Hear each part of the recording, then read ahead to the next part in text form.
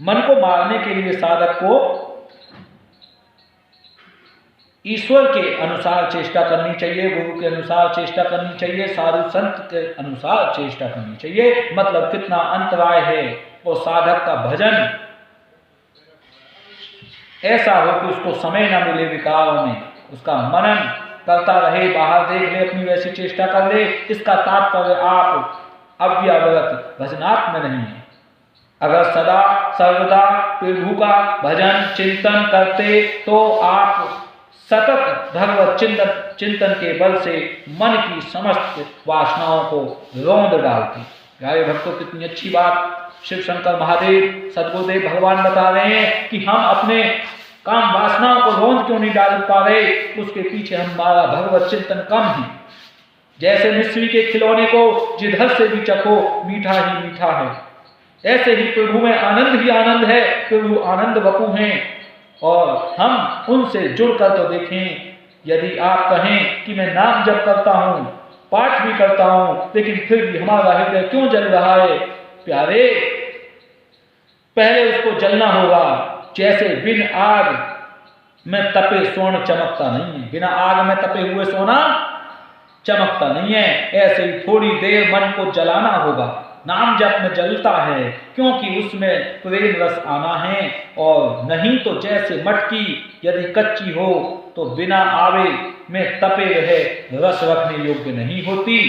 ऐसे ही हमारा मन रूपी मटका अभी कच्चा है, अतः उसे ताप में तपाया जा रहा है। चुपचाप मन की जलन को हम सहन करें, और जब पक्का हो जाएगा तो यही मन हमको आनंद में डुबा देगा।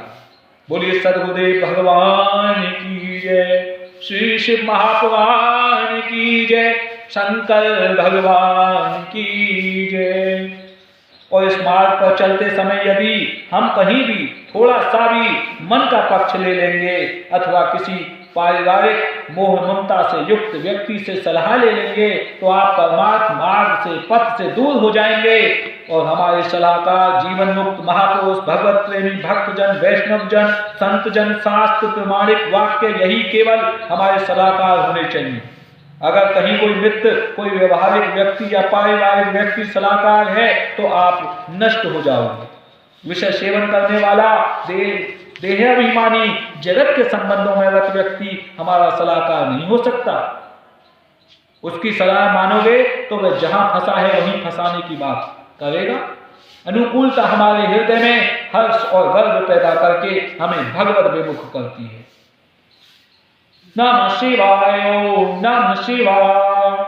और प्रतिकूलता हमारे हृदय में शोक आदि पैदा करके, इसलिए साधक को चित्त की ऐसी स्थिति बनानी चाहिए कि वह ना तो अनुकूलता से प्रभावित हो और ना ही प्रतिकूलता से प्रभावित हो। कोई भी द्वंद्व आप पर प्रभाव न डाल पाए, कोई भी भोग आपके हृदय में कामना उत्पन्न न कर पाए, कोई भी संग आपको प्रभु के रंग से न हटा पाए, अर्थात कोई भी सुख दुख कष्ट आपकी भगवत स्मृति के तार को न तोड़ पाए, तो समझ लेना कि आप भगवत प्राप्ति के योग्य हो चुके हैं। नमः शिवाय, ओम नमः शिवाय, हर हर भोले नमः शिवाय, श्री कुंज बिहारी श्री हरिदास। जब कोई इस मार्ग में आगे बढ़ता है तो उसे दो प्रकार से रोका जाता है, मनोकूल भोग देकर या मन के प्रतिकूल व्यवहार देकर। जो साधुता है, जो उपासना है, वह इसी बात की ही तो है कि किसी की निंदा का, किसी के अपमान का, किसी की अवहेलना तिरस्कार का, सर्दी गर्मी वर्षा आदि प्रकृति प्रकोप का, भूख प्यास आदि देह धर्मों तथा काम क्रोध लोभ मोह मद मत्सर आदि विकारों का हमारे अंतःकरण पर कोई प्रभाव ना पड़े। साधक इस भगवत मार्ग में यह सोचकर कदम बढ़ाए कि मुझे सब कुछ सहना है, अर्थात कोई अपमान करे, उपहास करे, गाली दे, मारे पीटे अथवा मन की प्रतिकूलता, मैं यह सब कुछ सहूंगा। ऐसी तितिक्षा सहनशीलता साधक के अंदर होनी चाहिए और ऐसा सुदृढ़ निश्चय होना चाहिए कि मैं सब कुछ सहूंगा, लेकिन प्रभु से मिलने वाले मार्ग को कभी नहीं छोड़ूंगा। नमः शिवाय, ओम नमः शिवाय, हर हर भोले नमः शिवाय। श्री कुंज बिहारी श्री हरिदास। और भगवत कृपा से आपके ऊपर किसी भी द्वंद्व का प्रभाव नहीं पड़ रहा है, किसी भी विषम परिस्थिति में आपके अंतःकरण में क्षोभ नहीं हो रहा है, हृदय में एक रस आनंदमय स्थिति बनी रहती है, सतत भगवत स्मरण बना रहता है, तो समझ लो आपका काम हो गया। यदि प्रकृति का कोई भी प्रतिकूल प्रभाव आपके भजन चिंतन को बाधित नहीं कर पा रहा है, तो समझ लो आप कृतकृत्य हो गए। ये लक्षण कृतकृत्यता की पहचान है। हमें उपासना मार्ग में चल करके इतना समर्थ बनना है कि कोई भी व्यक्ति, कोई भी परिस्थिति, कोई भी व्यक्ति हमें भजन से न हटा पाए।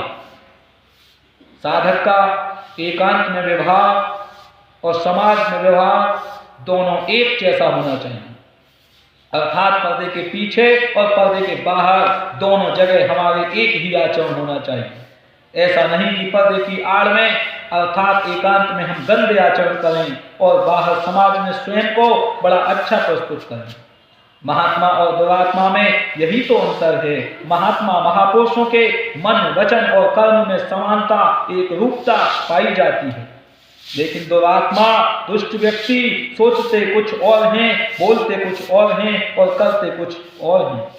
मनश्चैकं वचश्चैकं कर्मण्येकं महात्मनां, मनस्यन्यत् वचस्यन्यत् कर्मण्यन्यत् तुलात्मनां। नमः शिवाय, ओम नमः शिवाय, हर हर भोले नमः शिवाय। हमारे एकांतिक आचरण जैसे हैं, यह मुख्य बात है। हम बाहर से बड़े पवित्र, सदाचार, संयम पूर्ण, आदर आचरण दर्शाते हैं और अंदर से असंयमित हैं, दुराचार प्रवृत्तियों का पोषण कर रहे हैं, तो कैसे बात बनेगी। ये भगवत मार्ग है। जगत गुरु हमारे प्रभु हृदय में अंतर्यामी रूप से बैठे हुए सब देख रहे हैं। अतः वह कैसे हमें सच्चिदानंद रस का अनुभव कराएं, कैसे हमें दिव्य अनुभूतियां कराएं, क्योंकि जिसको दिव्य होकर हमें रस प्रदान करना है, हम उसी के साथ छल कपट कर रहे हैं, तो वह हमसे कैसे रीझेंगे। नमः शिवाय, ओम नमः शिवाय। देखो, दो प्रकार के साधक की शैली देखी गई है। एक देखी गई है कि पूर्व संस्कार वसात विवश होकर के उस साधक से कोई गलत आचरण हो रहा है, पर वह जल रहा है, तो ये साधक भ्रष्ट नहीं होगा।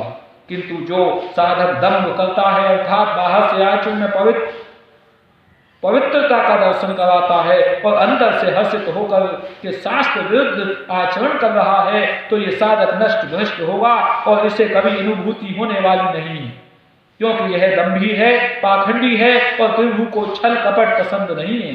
प्रभु स्वयं कह रहे हैं, निर्मल मन जन सो मोहि पावा, मोहि कपट छल छेत न भावा, मोहि कपट छल छेत न भावा। नमः शिवाय, ओम नमः शिवाय, हर हर भोले नमः शिवाय। एक साधक से ठीक वैसी ही गलती हो रही है, लेकिन वह अंदर से जल रहा है, वह बर्दाश्त नहीं कर रहा है, वह इससे निकलना चाहता है, उसके लिए तड़प रहा है, तो भगवान अंदर बैठकर देख रहे हैं। गलती होते हुए भी वह साधक है, तो प्रभु की उस पर है तो की कृपा होगी, जिससे एक दिन वह सच्चा महात्मा बन जाएगा। श्री श्यामा श्याम, श्री उमा पार्वती महादेव, श्री शंभु और श्री लक्ष्मी विष्णु, श्री सीताराम के चरणों में सतत चिंतन करना ही हमारा लक्ष्य होना चाहिए। गुरु के चरणों में हमारा सतत चिंतन, साधुओं के चरणों में हमारा सतत चिंतन, भगवत जनों के प्रति हमारा सेवा भाव का चिंतन सतत होना चाहिए, एक रूप होना चाहिए, हमारी साधना का स्वरूप होना चाहिए। प्रतिपल हर पल हमें प्रभु का चिंतन अर्थात नाम जप, लीला गायन और उनका लीला का चिंतन आदि तथा समस्त चेष्टाएं उनकी सेवा से भाव से करना है। नमः शिवाय, ओम नमः शिवाय, हर हर भोले नमः शिवाय। नमः शिवाय, ओम नमः शिवाय, हर हर भोले नमः शिवाय। प्यारे भक्तों, कल हमने भीम शंकर ज्योतिर्लिंग के महात्म्य वर्णन प्रसंग में भीमासुर के उपद्रव का वर्णन सुन रहे थे। वो आगे चल रहा है।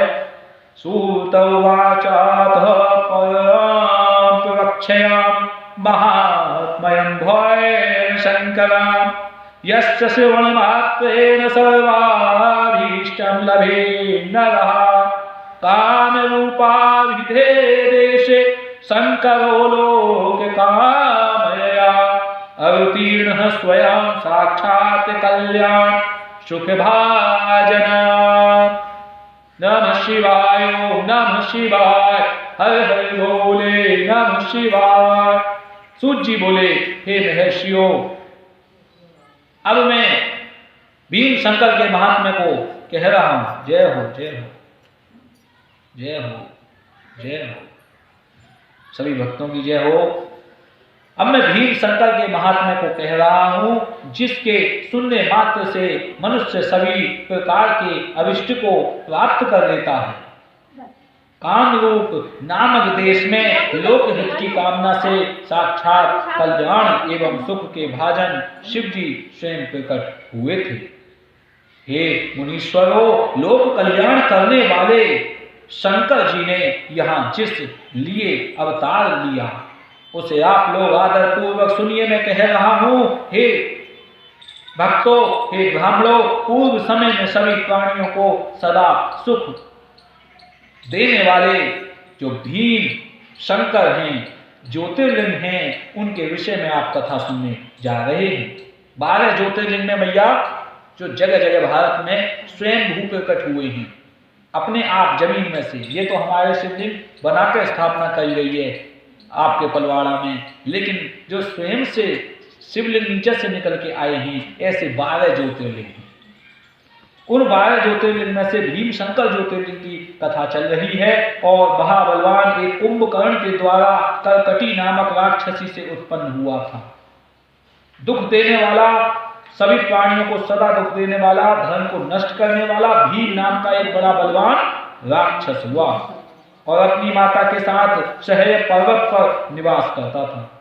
संसार को भयभीत करने वाले कुंभकर्ण का राम के द्वारा वध किए जाने पर वह राक्षसी स्वयं शहर पर्वत पर अपने पुत्र के साथ निवास करने लगी। हे द्विजो, सारे प्राणियों को दुख देने वाले प्रचंड पराक्रमी उस भीम ने बाल्य अवस्था में किसी समय अपनी माता कर्कटी से पूछा। भीम बोला, हे माता, मेरे पिता कौन हैं? वे कहाँ रहते हैं और तुम अकेली ही यहाँ क्यों रहती हो? मैं यह सब जानना चाहता हूं। तुम इस समय ठीक ठीक बताओ। और जो मतांतर से भीम शंकर ज्योतिर्लिंग हैं, वो बंबई से पूर्व एवं पूना से उत्तर भीमा नदी के तट पर सह्याद्री पर स्थित हैं। यहां से भीमा नदी निकलती है।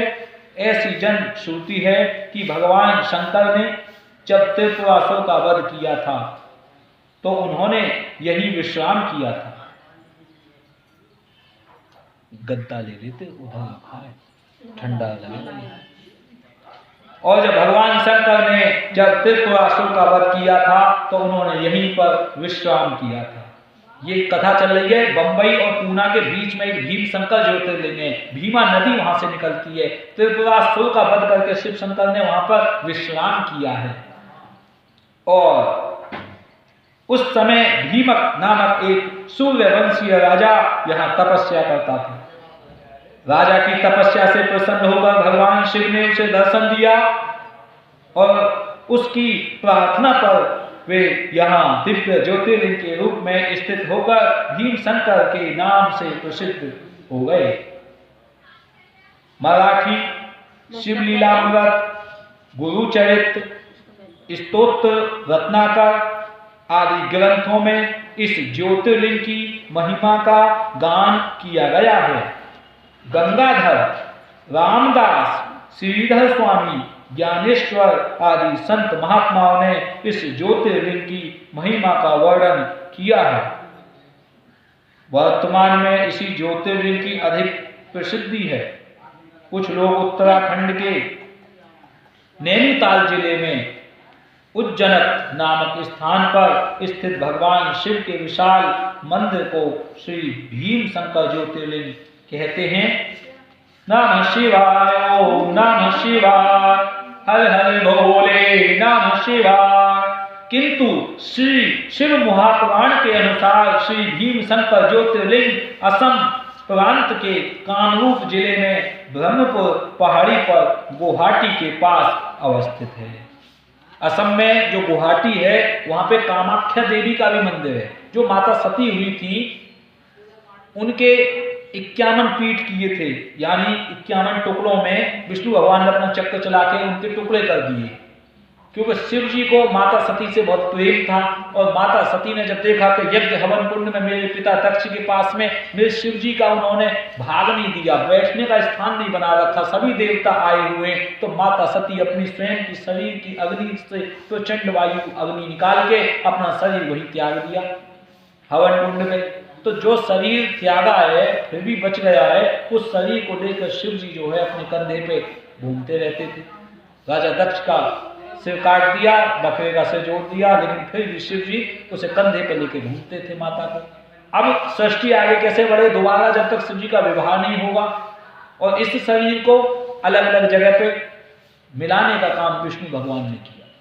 विष्णु भगवान ने फिर इनके कानों के कुंडल कान अलग अलग काटे सुदर्शन से, फिर उनके जो है आंखें कहीं, मुख कहीं, जीभ कहीं, फिर उनके छाती कहीं, इस प्रकार से योनि कहीं, जंगा कहीं, उंगली कहीं, इस हिसाब से 51 पीठ माता के किए। और आसाम में जो कामाख्या देवी मंदिर है, माता की योनि वहां पर विराजमान है जिसमें से संतान उत्पन्न होती है, वो माता सती की जो है स्थान है और वहां 51 पीठों में से एक है। अब जैसे नगरकोट जाएंगे, वैष्णो देवी जाएंगे, वो भी माता की 51 पीठों में से एक है। ये 51 पीठ हैं जगह जगह जो स्वयं शक्तिशाली है माता, जहां पर स्वयं प्रकट की।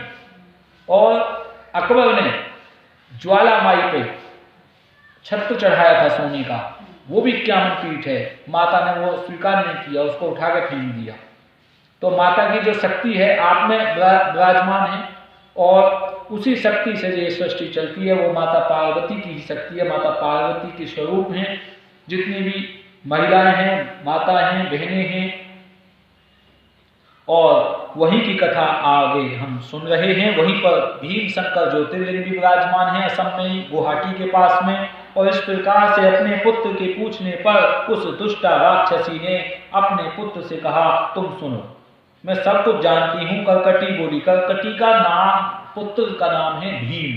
भीम असुर है, भीम को शंकर मारेंगे, इसलिए भीमा शंकर ज्योतिर्लिंग है वहां पर। और तुम्हारे पिता रावण के छोटे भाई महाबली कुंभकर्ण थे, यानी ये कुंभकर्ण का पुत्र है, और जिन्हें राम ने उनके भाई रावण सहित मार डाला। हे तात, पूर्व काल में किसी समय वह बलवान राक्षस कुंभकर्ण यहाँ आया और उसने मेरे साथ बलपूर्वक सहवास किया। इसके बाद वह महाबली कुंभकर्ण मुझे यहीं पर छोड़कर लंका को ही चला गया। मैंने वह लंका नहीं देखी है, अतः मैं यहीं निवास करती हूँ। और मेरे पिता का नाम करकट है तथा मेरी माता पुष्कशी कही गई है। मेरा पति विराट था, जिसे राम ने पहले ही मार दिया था। अब ये जो भीम की माँ है करकटी, वो बता रही है कि मेरे पति का नाम विराट है, उनको राम ने मारा है।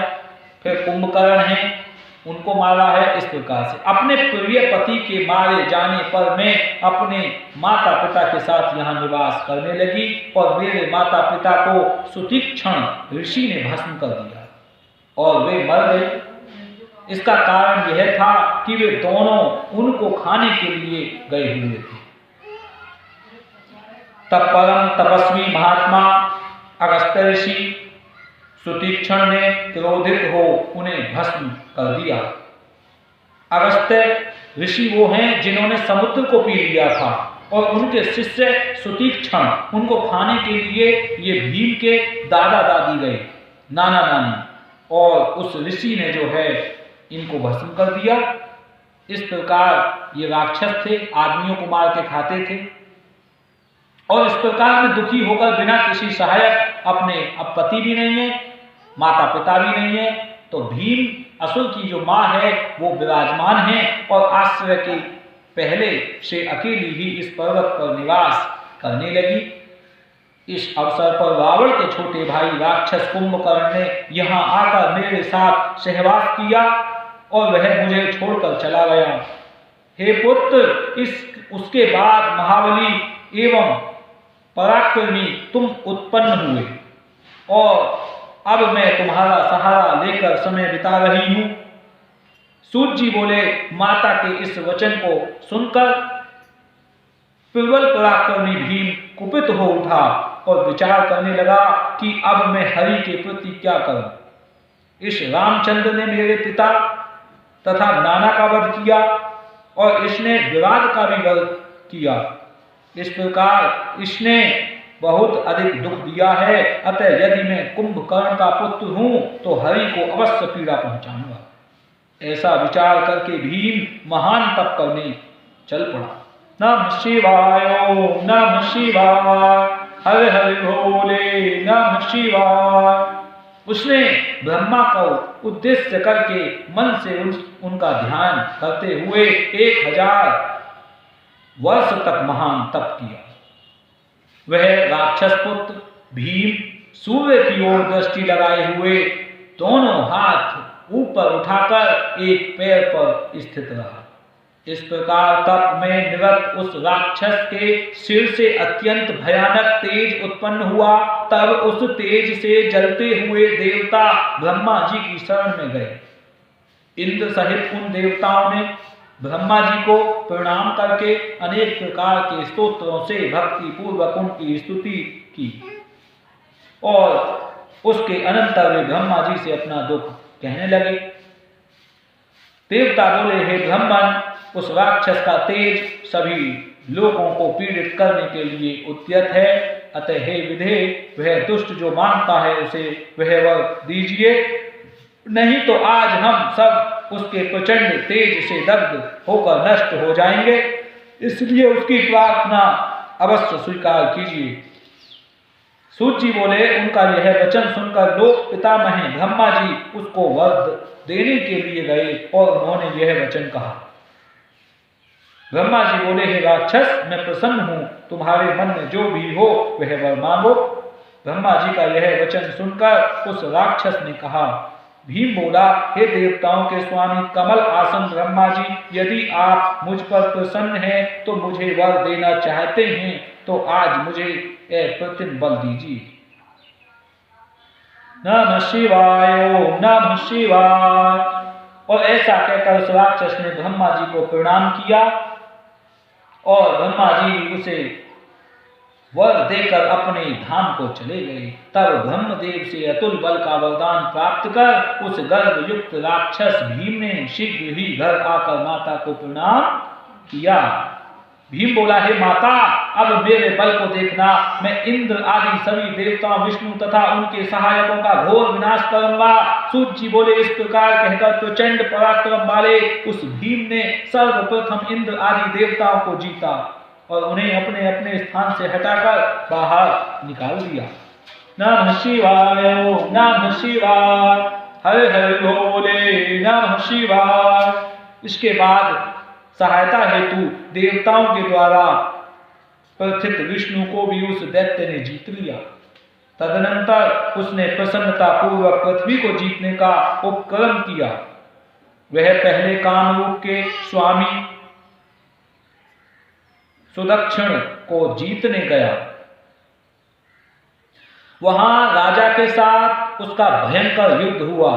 असुर भीम ने ब्रह्मा के वरदान के प्रभाव से उस महावीर तथा शिव भक्त महाराजा को युद्ध में जीत लिया। तब उस महाभयंकर पराक्रम वाले भीम ने प्रभावशाली काम रूपेश्वर को जीतकर बांध लिया और क्लेश देने लगा। हे द्विजो, उस दुष्ट भीम ने उस शिव भक्त राजा का सामग्री सहित राज्य तथा सर्वस्व छीन लिया। उसने उस धर्मात्मा शिव भक्त तथा धर्म प्रिय राजा को बेड़ियों से बांध दिया और एकांत में बंद कर दिया। तब वहां उसने अपने कल्याण की इच्छा से उत्तम पार्थिव लिंग बनाकर शिव जी का भजन करना प्रारंभ किया। उसने अनेक प्रकार से गंगा जी की उस समय स्तुति की, मानसिक स्नान कर आदि कर्म करके उस नृपश्रेष्ठ ने पार्थिव विधान से शिव का पूजन किया। जिस प्रकार का ध्यान विहित है वैसा ही ध्यान विधि पूर्वक करके प्रणाम, स्तोत्र पाठ, मुद्रा, आसन आदि के साथ सब कुछ करते हुए उसने प्रसन्नता पूर्वक शिव जी की उपासना की। नमः शिवाय, ओम नमः शिवाय। वह पूर्णम के सहित पंचाक्षरी विद्या का जप करता था। ओम नमः शिवाय का ही नाम जप करता था वो। ये पंचाक्षरी विद्या है, मंत्र है। उस समय उसे अन्य कार्य करने के लिए कोई अवकाश न रहा। राजा को अत्यंत प्रिय उसकी पतिव्रता पत्नी, जिसका नाम दक्षिणा था, प्रेम पूर्वक साविधि पार्थिव पूजन किया करती थी। इस प्रकार उन दोनों पति पत्नी ने शिव आराधन में तत्पर हो भक्तों का कल्याण करने वाली शंकर की तन्मयता से सेवा की। नमः शिवाय, ओम नमः शिवाय। नमः शिवाय, ओम नमः शिवाय। हर हर भोले नमः शिवाय। और भक्तों का कल्याण करने वाले शंकर की तन्मयता से सेवा करी। वरदान के अभिमान से मोहित हुए उस राक्षस ने संपूर्ण यज्ञ कर्म आदि धर्मों का लोप कर दिया और सब कुछ मुझे ही समर्पण करो, वह इस प्रकार का प्रचार करने लगा। यानी वो जो कुंभकर्ण का पुत्र है और भीम है असुर कर्कटी का पुत्र, उसने शिव जी की उपासना करी, ब्रह्मा जी की करी। पहले ब्रह्मा जी की उपासना से उसे वरदान पाए, सारे देवताओं को हरा दिया और अब उसके बाद शिव जी की उपासना कर रहा है। ये भीम शंकर आसाम में गुवाहाटी में कैसे उत्पन्न हुए शिवलिंग, उसकी पूरी कथा चल रही है। हे महर्षियों, उसने दुष्ट राक्षसों की बहुत बड़ी अपनी सेना लेकर सारी पृथ्वी अपने वश में कर ली और सर्व शक्ति संपन्न होकर वेद धर्म, शास्त्र धर्म, स्मृति धर्म एवं पुराण धर्म का लोप कर स्वयं वह सब का भोग करने लगा। हे द्विजो, उसने इंद्र सहित समस्त देवताओं तथा ऋषियों को पीड़ा पहुंचाई और उन्हें अत्यंत दुखित करके उनके स्थानों से निकाल दिया। तब व्याकुल हुए इंद्र सहित देवता तथा ऋषि ब्रह्मा और विष्णु को आड़े कर शंकर की शरण में गए। उन लोगों ने महाकोशी नदी के उत्तम तट पर लोक का कल्याण करने वाले शंकर की अनेक स्तोत्रों से स्तुति कर उन्हें प्रसन्न किया। यानी जो वहां पर ऋषि मुनि थे, साधु संत थे, उनको भी भगा दिया वहां से निकाल कर। पर वो ऋषि मुनि साधु संत जाके वहां पे शिव जी की नदी के पास में जाके बाहर तपस्या कर रहे हैं, महाकोशी नदी के किनारे, और स्तोत्रों से प्रसन्न कर रहे हैं शिव जी को। पार्थिव मूर्ति बनाकर विधि पूर्वक उनकी पूजा करके किरण से अनेक प्रकार के स्तोत्रों तथा नमस्कार आदि से उन्हें प्रसन्न किया। इस प्रकार देवगणों की स्तुति आदि से स्तुत हुए शिव जी ने अत्यंत प्रसन्न होकर उन देवताओं से यह कहा। शिव जी बोले, हे विष्णु, हे ब्रह्मन, हे समस्त देवताओं एवं ऋषियों, मैं प्रसन्न हूं, आप लोग वर मांगिए, मैं आप लोगों का कौन सा कार्य करूं। सूर्य जी बोले, हे द्विजो, तब उन शिव जी के द्वारा यह वचन कहे जाने पर देवता लोग हाथ जोड़कर भली भांति प्रणाम करके शिव जी से कहने लगे। देवता बोले, हे देवेश, आप सबके मन में स्थित सारी बातें जानते हैं, आप अंतर्यामी हैं, अतः कोई भी बात आपसे छिपी नहीं है। हे नाथ, फिर भी सुनिए, हम लोग आपकी आज्ञा से अपना दुख निवेदन करते हैं। हे महादेव, आप अपनी कृपा दृष्टि से हमें देखिए। कुंभकर्ण से उत्पन्न कर्कटी का बलवान पुत्र राक्षस भीम ब्रह्मा के द्वारा दिए गए वरदान से उन्मत्त होकर देवताओं को निरंतर पीड़ा पहुंचा रहा है। हे महेश्वर, आप दुख देने वाले उस भीम नामक राक्षस का वध कीजिए, कृपा कीजिए। हे प्रभु, इसमें विलंब न कीजिए। बोलिए श्री शिव महापुराण की जय, शंकर भगवान की जय। सूत जी कह रहे इस प्रकार सभी देवताओं द्वारा कहे जाने पर भक्त वत्सल शिव जी बोले कि मैं उसका वध करूंगा। और ऐसा कहकर पुण्य देवताओं से कहने लगे। शंभु बोले, हे देवताओं, राजा काम रूपेश्वर मेरा उत्तम भक्त है, आप लोग उससे यह कहिए, तब कार्य शीघ्र पूरा होगा। शंकर जी ने तुमसे कहा है कि हे सुदक्षिण, हे महाराज, हे काम रूपेश्वर, हे प्रभु, तुम मेरे विशेष रूप से भक्त हो, प्रेम पूर्वक मेरा भजन करते रहो। मैं ब्रह्मा से प्राप्त बल से शक्तिमान तथा तुम्हारा तिरस्कार करने वाले भीम नामक दुष्ट राक्षस का वध करूंगा, इसमें संशय नहीं है। जो वहां का राजा था काम रूपेश्वर, उसको भी उसने बंदी बना दिया था भीम ने, क्योंकि उसने वरदान प्राप्त कर लिया था ब्रह्मा जी से। और वो काम रूपेश्वर राजा जो था वो शिव जी का भक्त था। और सूत जी बोले, इसके बाद उन सभी देवताओं ने हर्षित हो वहां जाकर शिव जी से जो कहा था वह सब उस महाराजा से कह दिया। उससे यह कहकर वे सभी देवता तथा महर्षि परम आनंदित हुए और शीघ्र ही अपने अपने आश्रमों को चले गए। प्यारे भक्तों, इस प्रकार श्री शिव महापुराण के अंतर्गत चतुर्थ कोटि युद्ध संहिता के भीमेश्वर ज्योतिर्लिंग महात्म्य में श्री भीमासुर उपद्रव वर्णन नामक 20वां अध्याय पूर्ण हुआ। बोले श्री शिव महापुराण की जय, शंकर भगवान की जय। नमः शिवाय, ओम नमः शिवाय, हर हर भोले नमः शिवाय। श्री गणेशाय नमः, श्री शाम शिवाय नमः, श्री शिवाय नमस्तुभ्यं। ओम नमः शिवाय, नमः शिवाय। भीम शंकर ज्योतिर्लिंग की उत्पत्ति तथा उसके महात्म्य का वर्णन। सूत जी बोले, उसके बाद शिव जी भी अपने गणों को साथ लेकर राजा के कल्याण की कामना से आदर पूर्वक वहां गए और उसके रक्षा के लिए गुप्त रूप से स्थित हो गए। यानी जो राजा है, राजा के कल्याण की कामना से वहां गए हैं और गुप्त रूप से स्थित हैं। और इसी अवसर पर काम रूपेश्वर राजा वहां पार्थिव लिंग के आगे गहन ध्यान करना प्रारंभ कर रहा है। तभी किसी ने जाकर राक्षस से कह दिया कि वह राजा आपके निमित्त कुछ अभिचार कर्म कर रहा है। यानी ऐसा होता है, आप लोग अगर पूजा पे लग जाओ, भक्ति पे लग जाओ, तो आस पड़ोसी लोग गांव के ये कहेंगे कैसे इसकी पूजा को रोको, बिघड़ डालो, कोई बात करके या कुछ बता के, कुछ कहानी सुना के, यहाँ की वहाँ की, कैसे भी आपका समय भक्ति से हटाना चाहती है। यही माया है। तो ऐसे ही उस राक्षस ने राक्षस को बता दी, अरे वो राजा तो भगवान की पूजा कर रहा है। तो अब तो उसके राक्षस की जो है आग लग गई।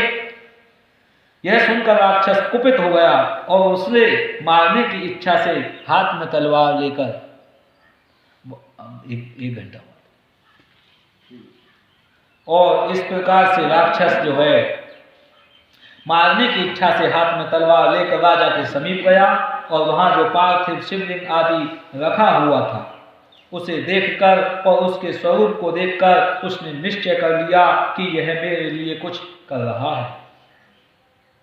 हम और आप कहीं पूजा करने लग जाएं तो जिनसे आस पड़ोस में कोई द्रोह हो या वो जो है नफरत मानते हो, तो वो मन में ये सोचने लग जाते हैं आसुरी प्रवृत्ति के लोग कि कहीं मेरे खिलाफ कोई पूजा तो नहीं करके आओ, मेरा नुकसान ना हो जाए या कि पूजा से कुछ ऐसी गड़बड़ चल रही है पूजा में। अतः मैं आज भी सामित्री सहित इसे बलपूर्वक मार डालूंगा। और इस प्रकार विचार करके अत्यंत क्रुद्ध हो राक्षस ने राजा से कहा। भीम बोला, हे दुष्ट आत्मा राजा, तुम इस समय क्या कर रहे हो? यह सच सच बता दो तो तुम्हें नहीं मारूंगा, अन्यथा निश्चय ही तुम्हारा वध कर दूंगा। सूत जी बोले, उसका यह वचन सुनकर शिव ने विश्वास परायण वह कामेश्वर काम रूपेश्वर शीघ्र ही अपने मन में यह विचार करने लगा, जो होनहार है वह होकर रहेगा, उसको टालने वाला कोई नहीं। यहाँ तो सब कुछ प्रारब्ध के अधीन है और शिव को ही प्रारब्ध कहा गया है। नमः शिवाय, नमः शिवाय, हर हर भोले, नमः शिवाय। और क्या वे मेरे लिए कुछ भी नहीं करेंगे? वह राक्षस, उनके सामने क्या है? वे अपनी की हुई प्रतिज्ञा पूर्ण करेंगे, क्योंकि इस पे खबर तो पहले ही पहुंचवा दी शिव जी ने, तो तुम तपस्या शुरू करो और हम तुम्हारी रक्षा करेंगे, उस राक्षस को मारेंगे। क्योंकि भगवान शिव वेद में सत्य प्रतिज्ञा कहे गए हैं, वे सत्य कहते हैं। भगवान शिव के लिए कहा है सत्यम शिवम सुंदरम। भगवान शिव कैसे हैं? सत्य हैं, उनका कोई मृत्यु काल नहीं हो सकता, वो हमेशा रहने वाले हैं, आज भी हैं, कल भी थे, आगे भी रहेंगे, पीछे भी थे। शिव हैं और वो सुंदर भी हैं। सत्यम शिवम सुंदरम, और उनका चिदानंद में स्वरूप है, आनंद देने वाला स्वरूप है। हर पल हम ध्यान लगाए रखें उनके नाम से ही, नाम में ही बड़ा सुख है। नमः शिवाय, नमः शिवाय, बार बार मन बुद्धि दब जाए, उससे बढ़िया है हम नमः शिवाय मन में जाप करते रहें। ये नाम ही अपने आप में नामी से बड़ा है, और जब साक्षात नामी के दर्शन करा देगा तो उसके तो साक्षात स्वरूप का कैसा हो सकता है। हम सोचो कि हमको भी इस शरीर को बनाने वाले ने कितनी योजनाओं से प्रतिबद्ध तरीका से, कहीं हड्डी है, कहीं खाल है, कहीं नखून है, कहीं आँख है, नाक है, मुंह है, सब चीज हमको बनाई है, तो उसका खुद का स्वरूप कितना सुंदर होगा। और हमारा तो शरीर बूढ़ा हो जाता है, उनका तो बूढ़ा ही नहीं होता, चिन्ह में है, इस शरीर से खाल से बना हुआ ही नहीं है। तो ऐसे शिव शंकर की जो है भक्ति बड़े आनंद का विषय है, और काम रूपेश्वर राजा इनकी भक्ति कर रहा है। और जब कोई अत्यंत निर्दयी व्यक्ति मेरे भक्त को पीड़ित करता है तो मैं उसकी रक्षा के लिए उस दुष्ट का वध कर देता हूँ। शिव जी स्वयं कह रहे हैं, इसमें कोई संशय नहीं है। इस प्रकार धैर्य धारण कर, यानी हम भजन कर रहे हैं तो हम अकेले नहीं हैं, शिव हमारी रक्षा करते हैं। और भगवान शिव का ध्यान करते हुए वह राजा अपने मन में उत्तम भक्ति पूर्वक प्रार्थना करने लगा, हे महाराज, मैं आपका हूं और जैसी आपकी इच्छा हो वैसा कीजिए। हमने इसी शिव महापुराण में पढ़ी है, जैसे ये शिवलिंग है, अगर कोई साक्षात मन से इनकी सेवा पूजा करता रहे, हम दूध चढ़ा जाते हैं, जल चढ़ा जाते हैं, या फिर कुछ दही है, छाछ है, या माखन है, या घी है, या फिर हम जो है शहद, ये बेलपत्र के साथ अर्पित करें, तो उसके कुछ देर बाद में हम उनको जल से भी अभिषेक कराएं। होता क्या है कि हम इस पे लगा हुआ छोड़ जाएंगे ना दूध, तो वो शिवलिंग को, उस पे छोटे छोटे कीड़े उत्पन्न हो जाते हैं और वो शिवलिंग को चाटना शुरू कर देते हैं। और इससे हमारा जो शिवलिंग है, इस गांव की धन से, आप सबकी मेहनत से ये शिवलिंग यहाँ लाया गया होगा, और उस शिवलिंग की स्थापना करी होगी, मेहनत लगी होगी, समय लगा होगा, पैसा लगा होगा, और हम शिवलिंग पे ऐसे ही दूध छोड़ जाएंगे तो वहां पर जो कीड़ा है वो शिवलिंग की किनारियों को काट के उसे खराब कर देगा। साल में, 2 साल में, 5 साल में, अब वो शिवलिंग क्या हो जाएगा? खंडित हो जाएगा, फिर नया शिवलिंग लाना पड़ेगा।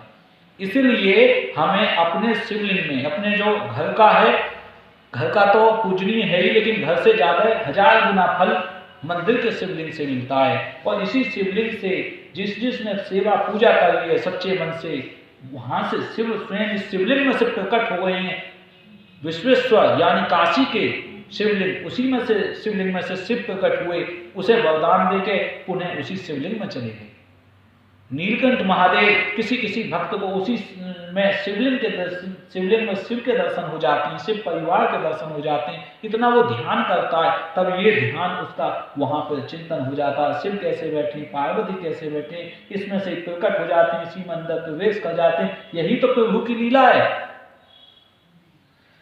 और कह रहे हैं कि महाराज, मैं जैसा हूं, आपकी इच्छा है वैसा कीजिए, मैं सत्य कहता हूं, आप मेरा कल्याण कीजिए। इस प्रकार मन में ध्यान करके सत्य पास में बंधे हुए उस राजा ने राक्षस का तिरस्कार करते हुए सत्य वचन कहा। राजा बोला, हे राक्षस, मैं अपने भक्तों की रक्षा करने वाले समस्त चराचर के स्वामी तथा निर्विकार भगवान शिव का भजन कर रहा हूँ। सूत जी बोले, उस काम रूपेश्वर का यह वचन सुनकर क्रोध से कांपते हुए शरीर वाले उस भीम ने यह वचन कहा। भीम बोला, मैं तुम्हारे शंकर को जानता हूँ, वह मेरा क्या कर लेगा, जिसे मेरे पिता के भाई रावण ने दास की भांति स्थापित किया था। यानी वो कह रहा है कि मेरे पिता के भाई रावण, उसका पिता कुंभकर्ण है, कुंभकर्ण से भी विवाह नहीं हुआ है कर्कटी का। कर्कटी का जो पति था वो मर गया है, उसके बाद जबरदस्ती ये कुंभकर्ण उनके साथ में सहवास कर रहे हैं, उससे ये भीम उत्पन्न हुआ। तो वो कह रहा है जो मेरे पिता हैं कुंभकर्ण और उनके भाई रावण ने दास की भांति स्थापित किया था। यानी रावण बड़ा है, उसने इसको स्थापना कर दिया है। हम लोग ऐसे ही मन में अगर सोचें कि ये शिवलिंग को तो हम लेके आए, हमने स्थापना करी, इसमें कहाँ शक्ति है। बहुत से लोग कहते होंगे मंदिर में क्या है, मंदिर में तो पत्थर है, शिवलिंग क्या दे सकता है। तो हम तो जीते जाते हैं, हमारी पूजा करनी नहीं, आप मंदिर में जा रही हैं। तो मंदिर का जो शिवलिंग है, जिस प्रकार से वो विराजमान है, इस प्रकार से हम विराजमान नहीं हो सकते। अगर हम 24 घंटे के लिए बैठ जाएं घुटने और हाथ, तो 24 घंटे में पता चल जाएगी हम में कितनी शक्ति है और शिवलिंग में कैसी शक्ति है। शिव रात में भी, दिन में भी, वो पत्थर जो है ठंड में भी, धूप में भी, गर्मी में भी बिना कुछ मांगे विराजमान रहता है। हमको सुबह से शाम तक में कुछ ना कुछ 100 मांग हो जाएंगी, तो वो साक्षात तो शिव ही। जिस प्रकार से जो वायु है, वायु के बिना हम जीवित नहीं रह सकते, सूर्य के बिना नहीं रह सकते, अग्नि के बिना नहीं रह सकते, जल के बिना नहीं रह सकते, ऐसे ही शिव के बिना हम जीवित नहीं रह सकते। और तुम उसी बल का सहारा लेकर मुझे जीतना चाहते हो, तो अब तुम सब कुछ जीत चुके, इसमें संदेह नहीं करना चाहिए। जब तक तुम्हारा पालन करने वाला वह शिव मेरे सामने आकर दिखाई नहीं पड़ता, तब तक तुम उसे स्वामी मानकर उनकी सेवा करते रहो। अब राक्षस लोग और ये भी कहते हैं, तुम पूजा कर रहे हो, तुम्हारी सच्ची है, तो अपने भगवान को मेरे सामने प्रकट करके दिखाओ। क्यों? वो भगवान से युद्ध करना चाहता है, लड़ना चाहता है, उसका भी काम बनेगा तुम्हारे माध्यम से। वो चाहता है कि ये पूजा करे, भगवान इसको बचाने आए, मैं भगवान से लड़ूंगा, भगवान मुझे मार देंगे, मुझ पे भक्ति तो हो नहीं सकती, तो मेरा भगवान उद्धार कर देंगे, मुझे मार के अपने धाम पहुंचा देंगे, इसका भक्ति से उद्धार हो जाएगा, दोनों का ही भला होता है उसमें। और हे राजन, उसे मेरे द्वारा देख लेने से सब कुछ भली भांति स्पष्ट हो जाएगा, अतः तुम शिव जी के इस रूप को दूर कर दो, अन्यथा तुम्हें आज अवश्य ही भय होगा, इसमें संशय नहीं है। भयंकर पराक्रम वाला मैं तुम्हारे स्वामी को तीक्ष्ण चपेटा मारूंगा। सूत जी बोले, उसका यह वचन सुनकर शिव के प्रति आस्था वाले राजा काम रूपेश्वर ने भीम से शीघ्र ही यह दृढ़ वचन कहा, हे राक्षस, मैं नीच एवं दुष्ट जो भी हूँ, किंतु शिव जी का त्याग कभी नहीं करूंगा, और मेरे स्वामी भी सर्वश्रेष्ठ हैं, वह मेरा त्याग कभी नहीं करेंगे। इस प्रकार उससे भक्त राजा की बात सुनकर उस भीम राक्षस ने हंसकर शीघ्र ही उस राजा से कहा। भीम बोला, मत होकर वह नित्य भीख मांगता रहता है। भीम जो राक्षस है कर्कटी का, वो कह रहा शिव जी के लिए, वो तो भीख मांगता रहता है, उसे तो अपने स्वरूप का भी ज्ञान नहीं है, भक्तों की रक्षा करने में योगियों की क्या निष्ठा होगी। ऐसा विचार कर तुम सब प्रकार से उससे दूर रहो, और मैं और तुम्हारा वह स्वामी परस्पर युद्ध करेंगे। उसके बाद इस प्रकार कहे जाने पर शिव भक्त तथा दृढ़ व्रत वाले उस श्रेष्ठ राजा ने निर्णय होकर सदा जगत को दुख देने वाले भीम से कहा, हे दुष्टात्मा राक्षस, सुनो, मैं ऐसा कभी नहीं कर सकता। तुम जो यह विकर्म करते हो उसमें तुम समर्थ कहां से हुए। उससे इस प्रकार कहने पर सेना लेकर आए हुए भीम ने उस राजा को धमका करके अपने भयंकर कृपाण से पार्थिव लिंग पर प्रहार किया। जो शिवलिंग था उस पर उसने कृपाण से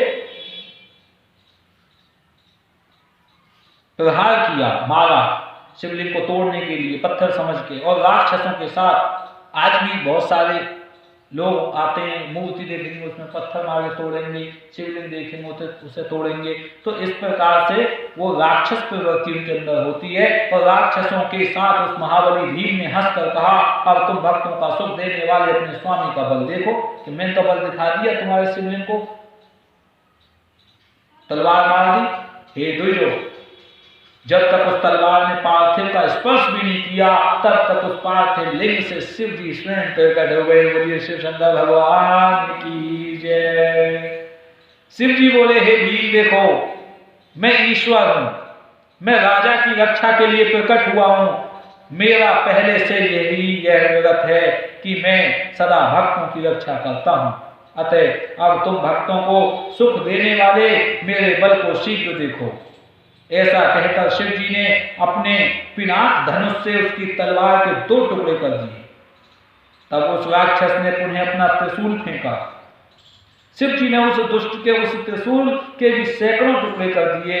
हे द्विजो, तब उस दुष्ट ने शिव जी के ऊपर अपनी शक्ति से प्रहार किया। शिव जी ने शीघ्रता से अपने बाणों से उसके भी लाखों टुकड़े कर दिए। तत्पश्चात उसने शिव जी के ऊपर पट्टिस से प्रहार किया। तब शिव जी ने त्रिशूल से पट्टिस को तिल के समान खंड खंड कर दिया।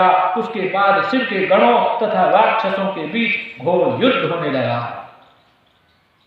जो देखने वालों को भय उत्पन्न करने वाला था। बोलिए श्री शिव महापुराण की जय, शंकर भगवान की जय।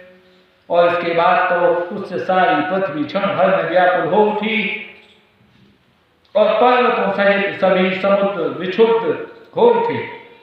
सभी देवता तथा ऋषि अत्यंत व्याकुल हो गए और आपस में कहने लगे कि हम लोगों ने व्यर्थ ही शिव से प्रार्थना की।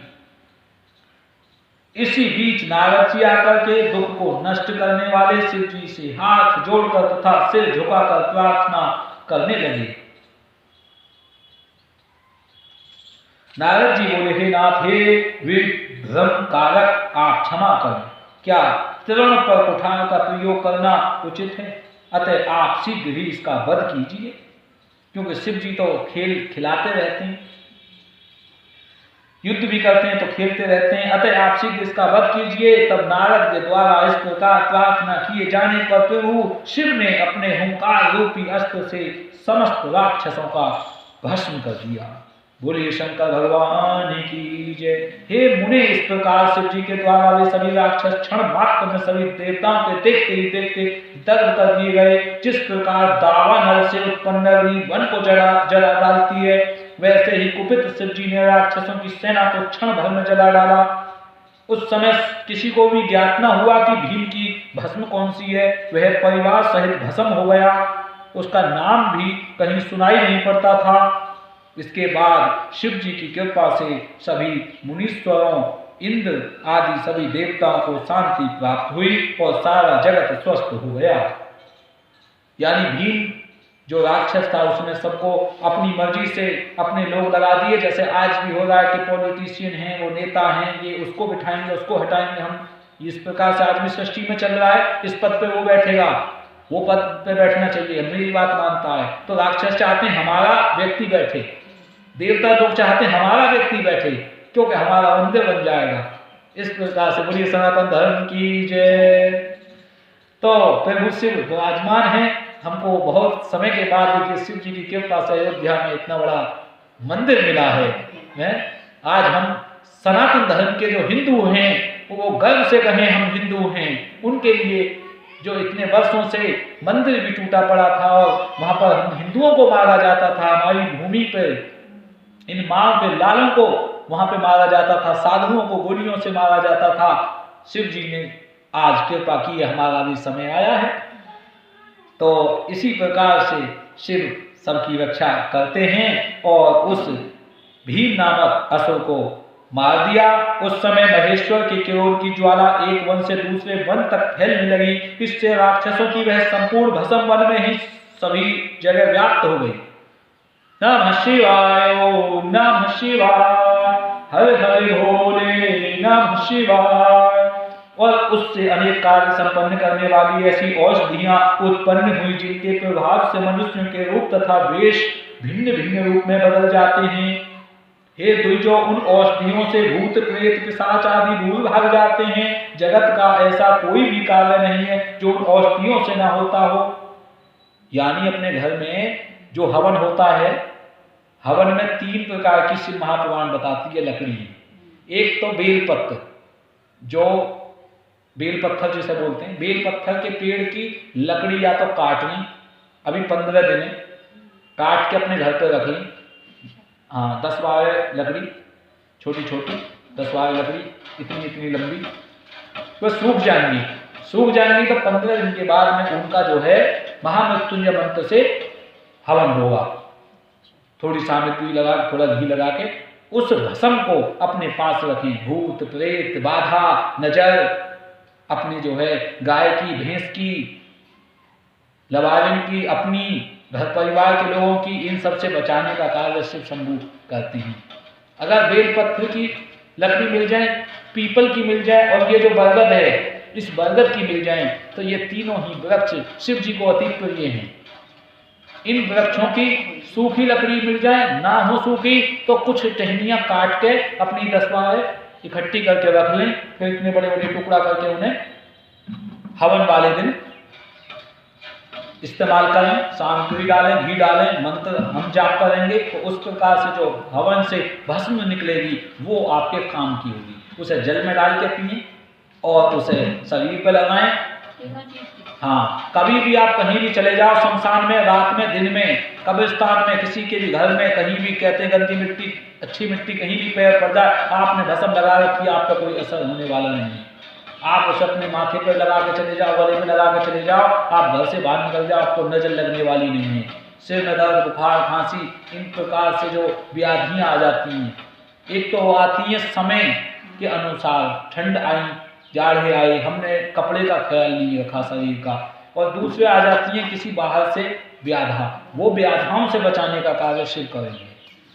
तो इस प्रकार कह रहे हैं, औषधियों से भूत प्रेत पिशाच आदि दूर भाग जाते हैं और जगत का ऐसा कोई कार्य नहीं है जो उन औषधियों से ना होता हो। ऐसी औषधि सब शिव देते हैं। और उसके बाद उन देवताओं एवं ऋषियों ने शिव जी से विशेष रूप से प्रार्थना की, संसार को सुख देने के लिए आप स्वामी को अब यही निवास करना चाहिए। निर्बल तथा पराक्रमहीन लोगों को दुख देने वाला यह बड़ा कुत्सित देश है। लोग कह रहे हैं कि हे प्रभु आप यहीं निवास करो, यहाँ हमें दुख देने वाले बहुत लोग हैं, इसलिए आप यहाँ निवास करो। और पराक्रमहीन लोगों को दुख देने वाला बड़ा कुत्सित देश है। आपके दर्शन से उन लोगों का कल्याण होगा, आप भीम शंकर नाम से प्रसिद्ध होंगे और सब कुछ सिद्ध करेंगे। सभी आपत्तियों को दूर करने वाला यह लिंग सदा पूज्य होगा। सूर्य जी बोले, इस प्रकार प्रार्थना किए जाने पर लोक का हित करने वाले स्वतंत्र तथा भक्तवत्सल शिव जी प्रेम पूर्वक वहीं स्थित हो गए। बोलिए भीम शंकर भगवान की जय, बोलिए श्री शिव महापुराण की जय। तो हम जो दर्शन करने जाते हैं, अभी जैसे ये पीछे घर है दीपक बता रहे थे, आज उनका परिवार जो है 20-25 माताएं बहनें सब 22 फरवरी में माता के दर्शन करने गाड़ी जाएगी यहाँ से। अच्छा, 24 फरवरी में यहाँ से गाड़ी जाएगी, तो उसमें जो है सब दर्शन करके आएंगे मैया की। तो वो जो मैया की पीठ हैं, उन मैया की हम 4-6 या 9 पीठों पे ही जाते हैं, सभी पीठों पे नहीं जा पाते। तो उनमें से एक जो आसाम में पीठ है, कामाख्या देवी मंदिर गुवाहाटी के पास, वहीं पे ये भीम शंकर ज्योतिर्लिंग है। और उन्हीं की आपने कथा सुनी। अलग अलग पीठ की अलग अलग चमत्कार है। ज्वाला माता की अलग चमत्कार है, वहाँ ज्योत जलती रहती है, अग्नि निकलती रहती है।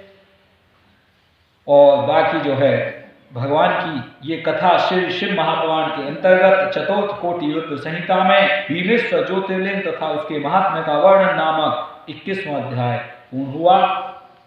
नमः शिवाय, ओम नमः शिवाय, हर हर शंभु नमः शिवाय, नमः शिवाय, ओम नमः शिवाय, हर हर भोले नमः शिवाय।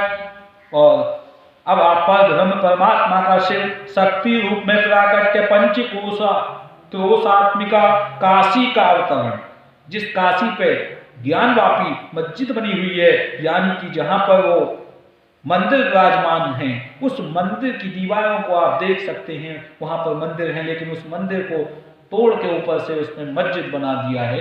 ये काशी का काम है। तो वहां ज्ञानवापी की काशी का ही जिक्र चल रहा है। वाराणसी जिसे कहते हैं, बनारस जिसे कहते हैं, वो काशी का जिक्र यहाँ चल रहा है। अवतरण शिव द्वारा अभिमुक्त लिंग की स्थापना, काशी की महिमा तथा काशी में रुद्र के आगमन का वर्णन। प्यारे भक्तों, हम सनातनियों को बहुत ही ज्यादा कष्ट मिलते रहते हैं। आज की डेट में भी राक्षस लोग हमारे मंदिरों पे अटैक कर करके उन्हें ध्वस्त कर देते हैं, उन्हें दूषित कर देते हैं, जिससे कि हम वहाँ पूजा ना कर पाए और हमको बल ना मिल जाए, शक्ति ना मिल जाए। हे माताओं बहनों, ये बहुत बड़ा षड्यंत्र है। हमें अपने समाज को जगाना चाहिए, हमें अपने सनातन को जगाना है, हमें अपने बच्चों को लगाना है। हमें अपने बच्चों को सहित परिवार काशी जरूर दर्शन करना चाहिए, हमें अयोध्या जरूर दर्शन करने चाहिए, हमें मथुरा में अपने श्री कृष्ण के दर्शन जरूर करने चाहिए। ये राम कृष्ण और शिव की ही तो भूमि है। उन्हीं जगहों पर हमको राक्षस बाहर के आए हुए मंदिरों को तोड़ देते हैं। तो हमें अपनी वस्तु जीते जी लेनी है, अपने संतान को, बच्चों को यही शिक्षा देनी है, सनातन को जगाना है। सूत जी बोले, हे श्रेष्ठ ऋषिगण, अब विश्वेश्वर के महापाप नाशक महात्म्य का वर्णन करूंगा, आप लोग सुने। संसार में यह जो कुछ भी वस्तु मात्र दिखाई देता है वह चिदानंद स्वरूप निर्विकार एवं सनातन है। जो हमें सब दिख रहा है ये सनातन है, पहले भी था, आज भी है, आगे भी रहेगा।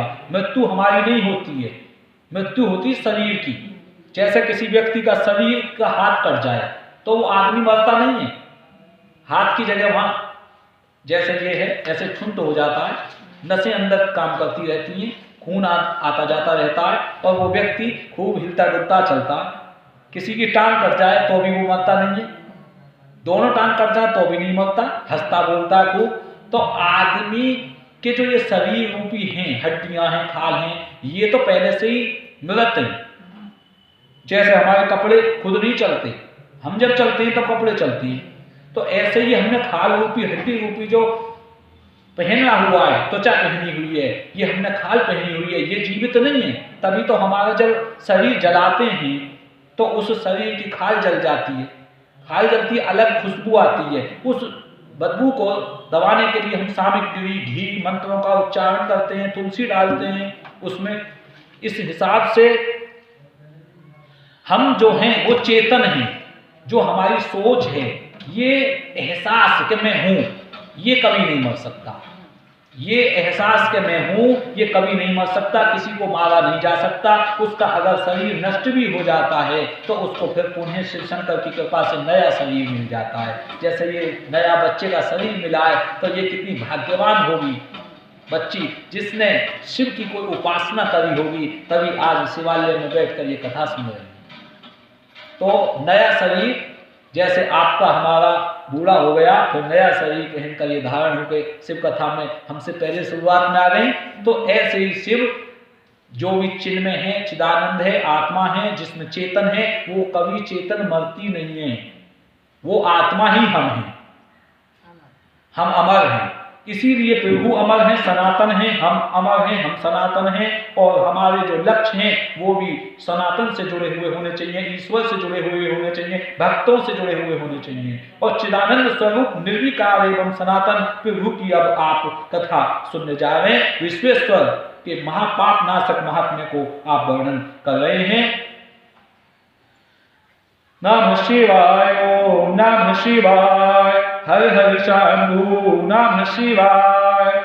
अपने केवल्य अद्वैत भाव में ही रमने वाले उस अद्वितीय परमेश्वर को दूसरा रूप वाला होने की इच्छा हुई, वही सगुण हो गया जो शिव नाम से कहा गया है। एक होता है निराकार, जैसे मस्जिद में कोई भी आकार नहीं होता, खाली रहता है, वहां पर कोई मूर्ति नहीं है। हमारे मंदिर में मूर्ति हैं, राधा कृष्ण की, सीताराम की, लक्ष्मी विष्णु जी की, या अपने जो है शिव परिवार की। वहां पर खाली स्थान है, खाली स्थान में निराकार है।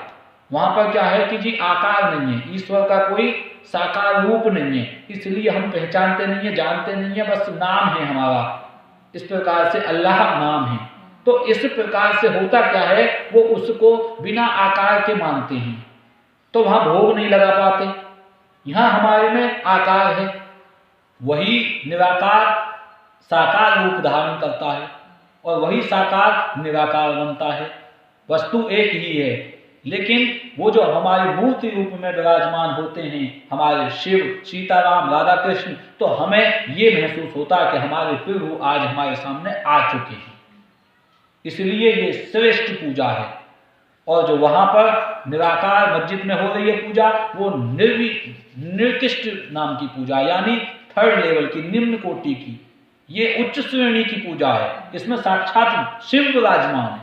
तो इस प्रकार से प्यारे भक्तों, अब विश्वेश्वर के महापाप नाशक की आप कथा सुन रहे हैं। अपने केवल्य द्वैत भाव में ही रमन करने वाले इस अद्वितीय परमेश्वर को दूसरा रूप वाला होने की इच्छा हुई, वही सगुण हो गया जो शिव नाम से कहा जाता है।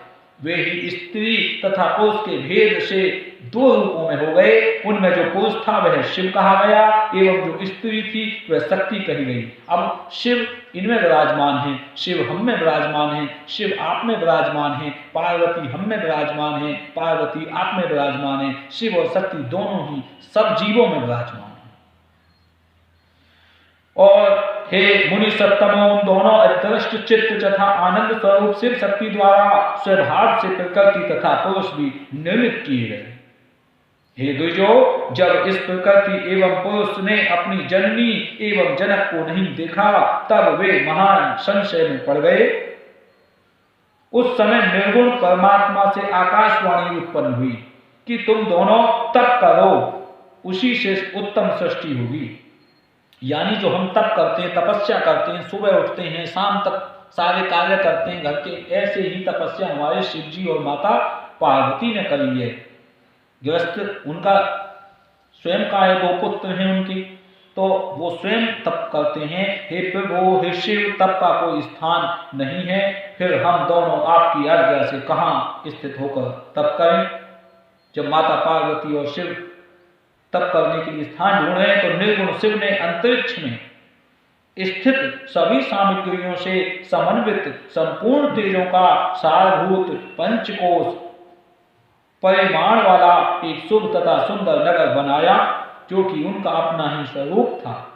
उस नगर को शिव जी ने पुरुष के समीप भेज दिया। नमः शिवाय, नमः शिवाय। तब वहां स्थित होकर पुरुष रूप विष्णु ने सृष्टि की कामना से उन शिव जी का ध्यान करते हुए बहुत काल पर्यंत तप किया। तपस्या के श्रम से उनके शरीर से अनेक जलधाराएं उत्पन्न हो गई और उनसे सारा शून्य भर गया। उस समय कुछ भी दिखाई नहीं पड़ता था। इसके बाद विष्णु ने देखा कि यह क्या आश्चर्य दिखाई दे रहा है। तब इस आश्चर्य को देखकर विष्णु ने अपना सिर हिला दिया। तब विष्णु ने कान से उनके सामने एक मणि गिर पड़ी। वही मणिकर्णिका नाम से एक महान तीर्थ हो गया। जब है पंचक्रोश आत्मिका नगरी उस जल राशि में डूबने लगी, तब निर्गुण शिव ने उसे शीघ्र ही अपने त्रिशूल पर धारण कर लिया। ये काशी की घटना चल रही है। इसके बाद विष्णु ने प्रकृति नामक अपनी स्त्री के साथ वहीं शयन किया। तब शंकर की आज्ञा से उनके नाभि कमल से ब्रह्मा प्रकट हुए। तब उन्होंने शिव की आज्ञा पाकर अद्भुत सृष्टि की रचना की। उन्होंने ब्रह्मांड में 14 लोकों का निर्माण किया। मुनियों ने इस ब्रह्मांड का विस्तार 50 करोड़ योजन बताया है। ये जो ब्रह्मांड, आसमान, धरती, ये 14 करोड़ योजन का है। और ब्रह्मांड में अपने अपने कर्मों से बंधे हुए प्राणी मुझे किस प्रकार से प्राप्त करेंगे, ऐसा विचार कर उन्होंने शिव जी ने पंचकोशीय को ब्रह्मांड से अलग रखा। वह यह काशी लोक में कल्याण करने वाली, कर्म बंधन का विनाश करने वाली, मोक्ष तत्व को प्रकाशित करने वाली, ज्ञान प्रदान करने वाली तथा मुझे अत्यंत प्रिय कही गई है। परमात्मा शिव ने अभिमुक्त नामक लिंग को स्वयं स्थापित किया और उससे कहा, हे मेरे अंश स्वरूप, तुम्हें मेरे इस क्षेत्र का कभी त्याग नहीं करना चाहिए। ऐसा कहकर स्वयं सदाशिव ने उस काशी को अपने त्रिशूल से उतारकर मृत्यु लोक संसार में स्थापित किया। ब्रह्मा का एक दिन पूरा होने पर भी उस काशी का नाश निश्चित नहीं होता।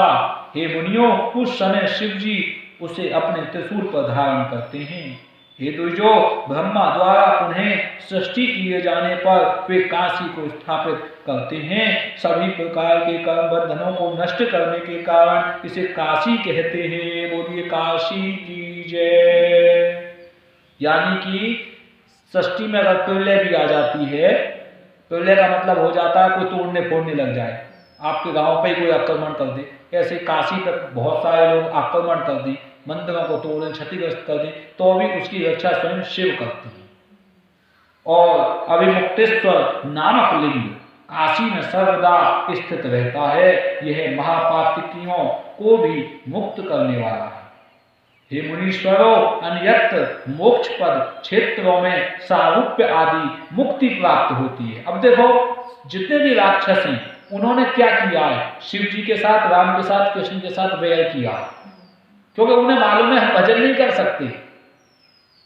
अब खाएंगे मांस भक्षण तो भजन कहाँ से होगा।